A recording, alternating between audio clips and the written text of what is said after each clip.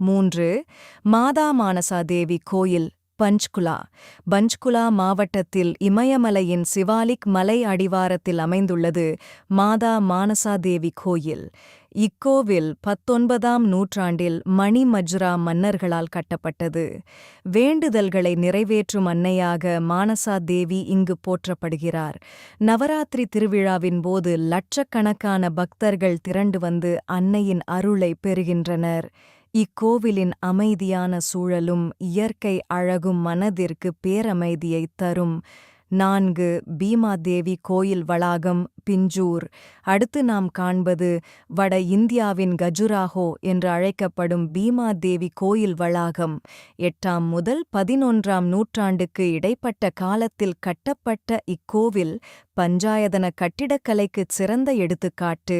தற்போது சிதைந்த நிலையில் இருந்தாலும் இங்குள்ள நுணுக்கமான சிற்பங்கள் மற்றும் கலைவேலைப்பாடுகள் நம்மை வியக்க வைக்கும். இதன் அருகிலேயே புகழ்பெற்ற யாதவீந்திரா கார்டன் அமைந்திருப்பது சுற்றுலா பயணிகளுக்கு கூடுதல் சிறப்பாகும். 5. கபல் மோச்சன் கோயில் யமுனா நகர். நமது பயணத்தின் இறுதித் தலம் புனிதமான கபல் மோச்சன் கோயில். இந்துக்கள் மற்றும் சீக்கியர்கள் இருவராலும் சமமாக வணங்கப்படும் தலம் இது. சிவபெருமான் தனது பிரம்மஹத்தி தோஷத்தை இங்குள்ள குளத்தில் நீராடிப் போக்கிக் கொண்டதாக புராணங்கள் கூறுகின்றன.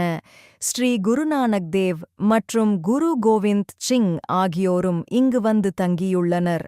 கார்த்திகை பௌர்ணமி அன்று நடைபெறும் திருவிழா இத்தலத்தின் மிக முக்கியமான நிகழ்வாகும். முழு வீடியோவிற்கு கீழே உள்ள லிங்கை கிளிக் செய்யவும். மேலும் ஆன்மீக வீடியோக்களுக்கு குங்குமம் டிவி சேனலுக்கு சப்ஸ்கிரைப் செய்யவும்.